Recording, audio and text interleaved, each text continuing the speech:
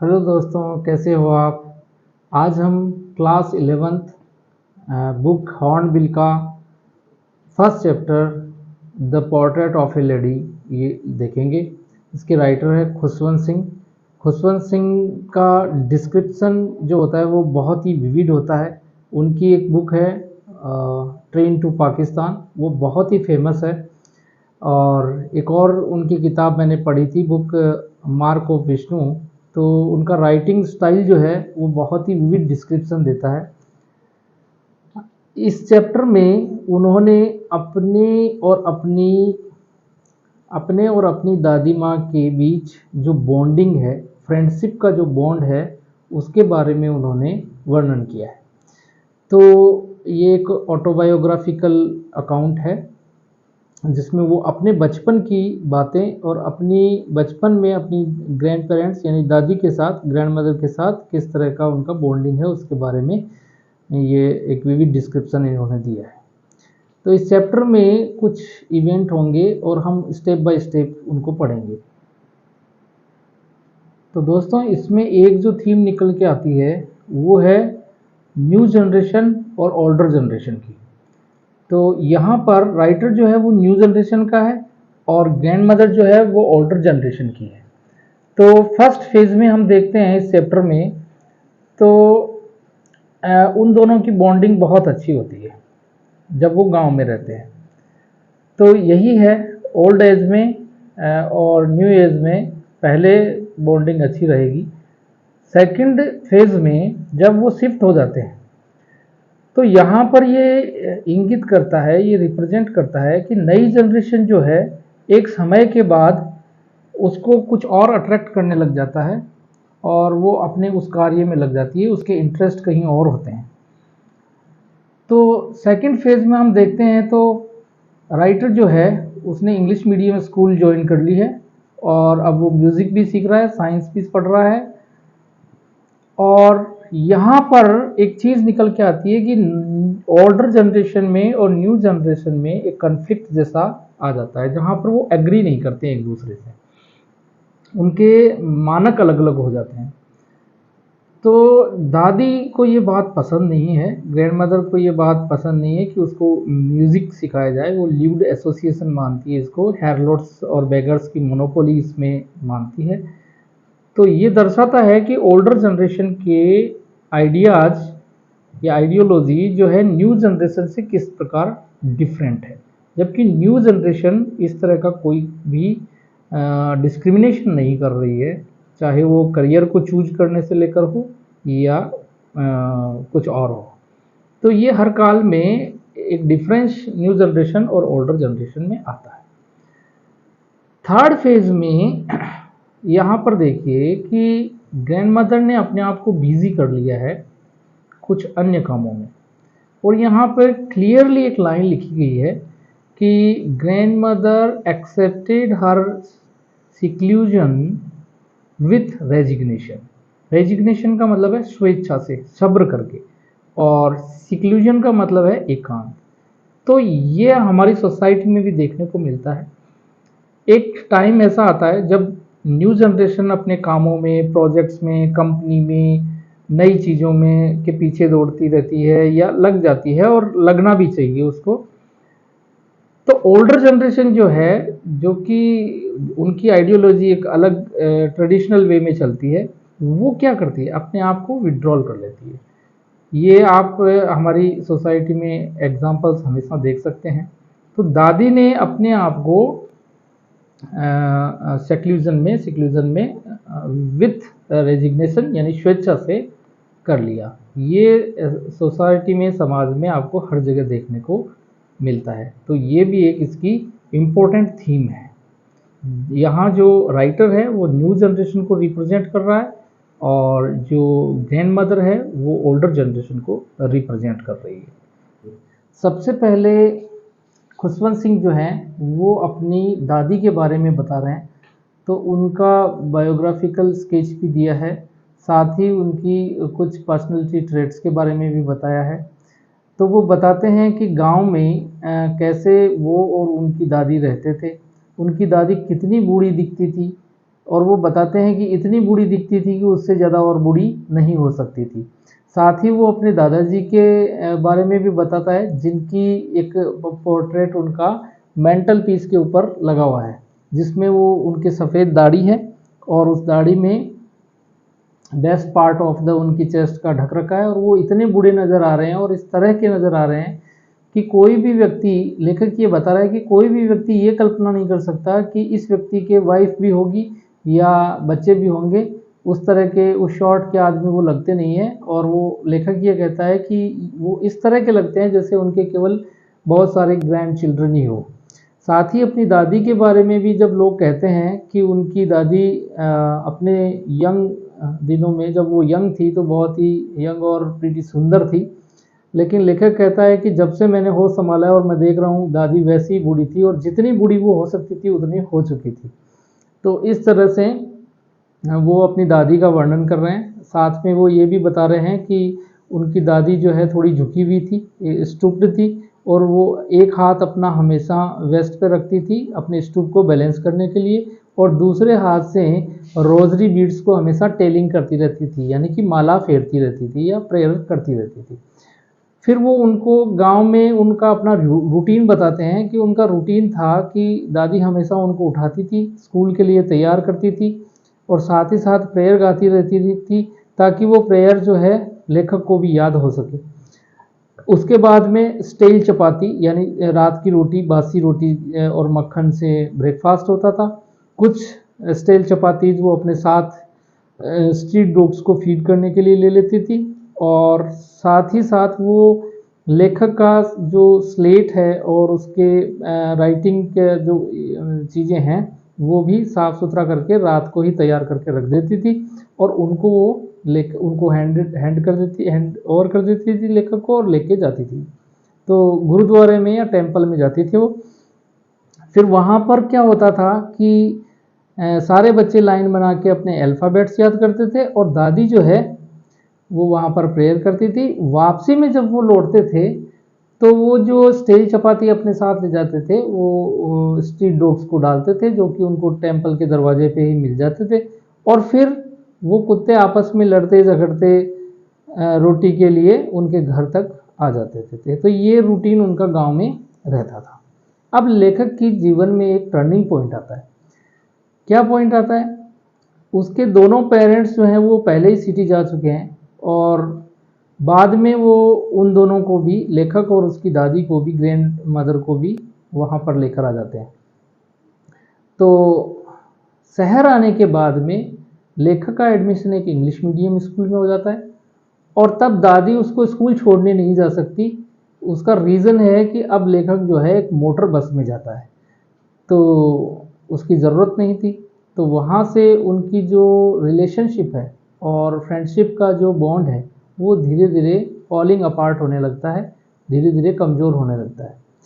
उसके बाद में भी कुछ दिनों तक तो दादी उसको स्कूल के लिए तैयार करती थी और दादी पूछती थी कि टीचर्स क्या पढ़ा रहे हैं, तब वो बताता था कि आर्किमिडीज के प्रिंसिपल्स पढ़ा रहे हैं और ये पढ़ा रहे हैं कि द वर्ल्ड इज़ राउंड, धरती गोल है, और साइंस की बातें इस तरह की बताती थी। लेकिन दादी इस बात से असंतुष्ट थी क्योंकि वो कोई भी स्कूल में लेखक को उसके टीचर्स रिलीजियस चीज़ें और भगवान के बारे में नहीं बताते थे। तो इसको लेकर लेखक जो है वो थोड़ा सा लेखक की दादी थोड़ा सा परेशान थी।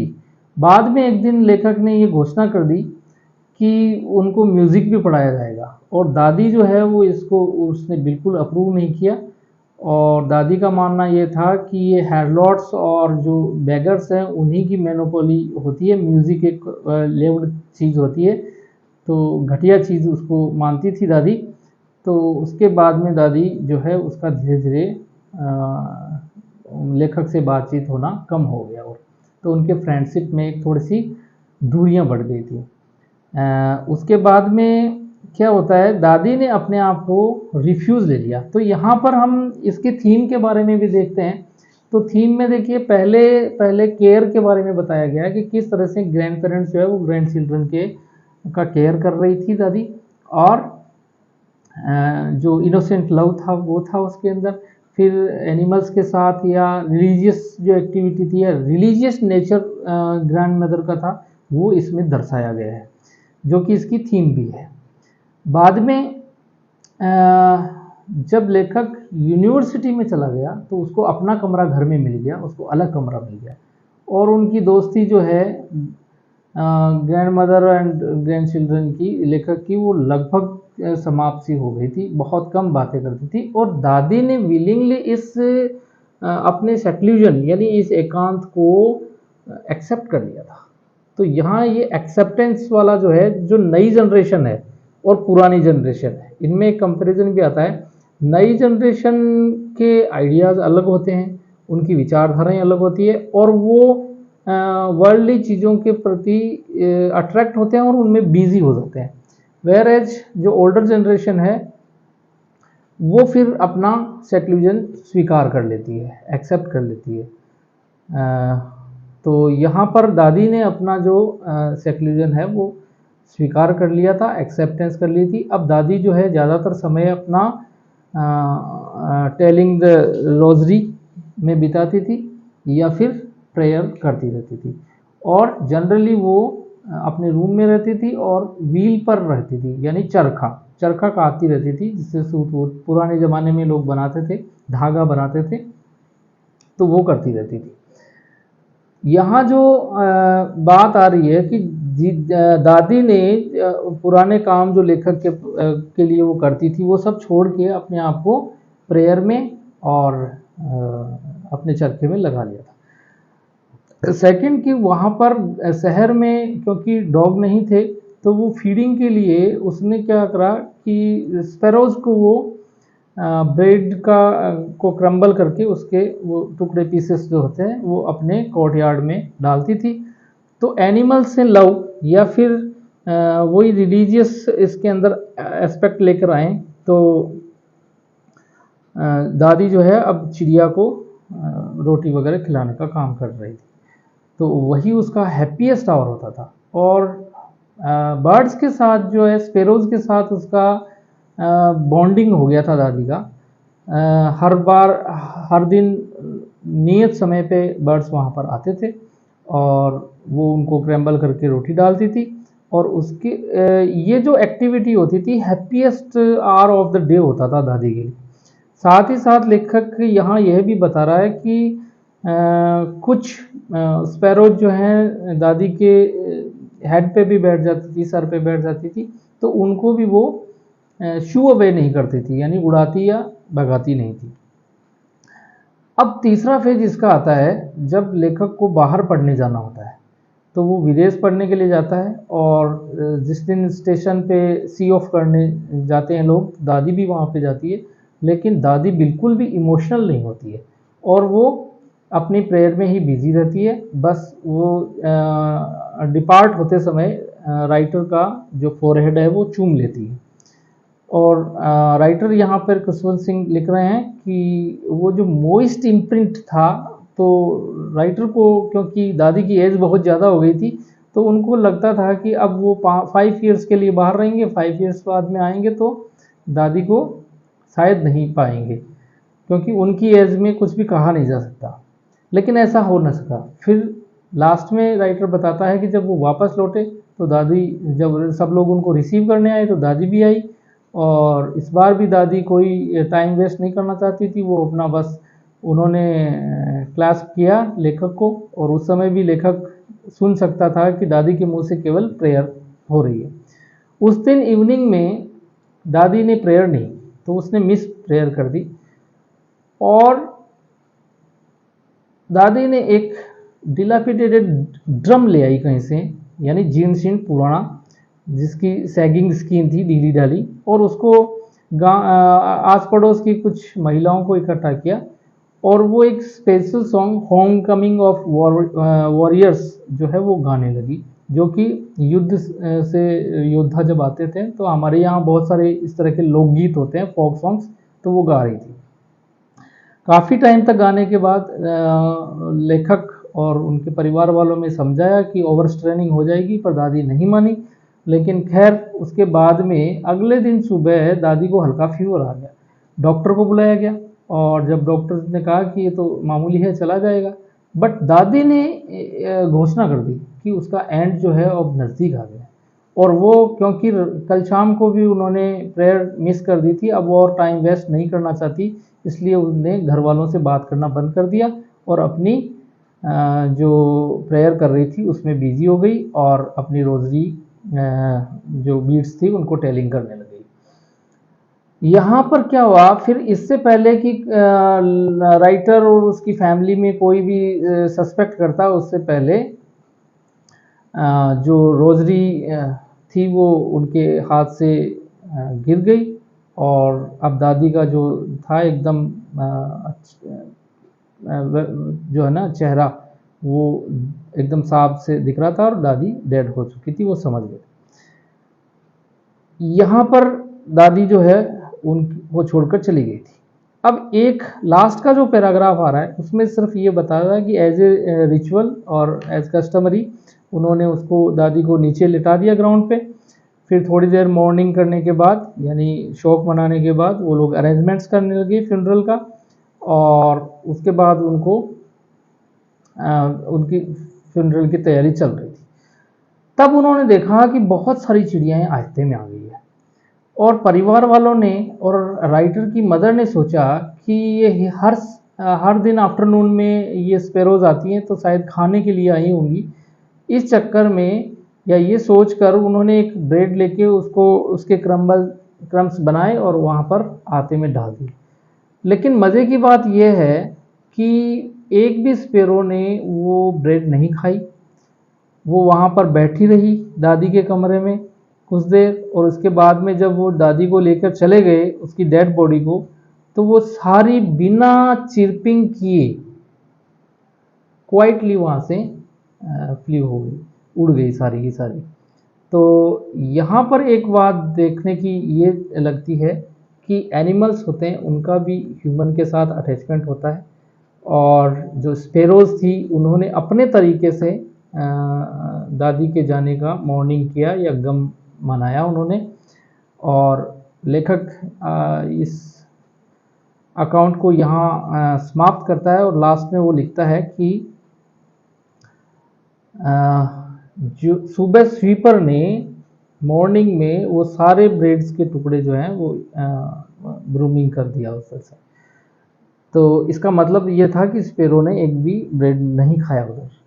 तो इस तरह से यहाँ इस चैप्टर में जो मेन चीज़ है वो ग्रैंड पेरेंट और ग्रैंड चिल्ड्रन के बीच रिलेशनशिप की है कि हाउ मच केयर वो लोग रखते हैं जो एल्डर जनरेशन अपने होती है। साथ ही साथ जब यंगर जनरेशन अपने आप को दूसरी चीज़ों में बिजी कर लेती है, क्योंकि पहले वो हर दादे पोते की या ग्रैंड पेरेंट्स और ग्रैंड चिल्ड्रन की बॉन्डिंग अच्छी होती है, लेकिन बाद में जब नई जनरेशन अपने आप को कहीं और बिजी कर लेती है तो पुरानी जनरेशन जो है, ओल्डर जनरेशन है, वो अपने आप एक सेक्लूजन में चली जाती है और एक्सेप्ट कर लेती है, उन चीज़ों को एक्सेप्ट कर लेती है। तो यहाँ ये भी एक मेन थीम निकल के आ रही है कि किस तरह से ओल्डर जनरेशन अपने आप को एक्सेप्ट कर लेती है, सेक्लूजन एक्सेप्ट कर लेती है। और राइटर जो है यहाँ ये भी बता रहा है कि किस तरह से उसके चाइल्डहुड के जो डेज़ हैं वो कितने शानदार थे, कितने मेमोरेबल थे, और किस तरह की उनकी ग्रैंड पेरेंट के साथ बॉन्डिंग थी। एग्ज़ाम के हिसाब से इसमें क्वेश्चंस आ सकते हैं कि उनके गांव की लाइफ के बारे में पूछा जा सकता है, और जो दादी है, दादी के नेचर के बारे में पूछा जा सकता है कि वो रिलीजियस लेडी थी और किस तरह उसका रूटीन था। उसके बाद में उनकी रिलेशनशिप में टर्निंग पॉइंट कब आया, जब वो शहर में शिफ्ट हो गए, और होने के बाद में किस तरह के परिवर्तन आए, लेखक की एजुकेशन कैसी थी, कैसी होने लग गई थी, और दादी ने कैसे अपना सेक्लूजन एक्सेप्ट किया। इस सब के इम्पोर्टेंट क्वेश्चंस बन सकते हैं। आई होप ये चैप्टर आपको अच्छा लगा होगा। एक बार इसकी रीडिंग ज़रूर मारिएगा और सब्सक्राइब कीजिएगा। सब्सक्राइब करोगे तो और मोटिवेशन मिलेगा ऐसे वीडियो आपके लिए और लेकर आऊँगा। Thank you, take care.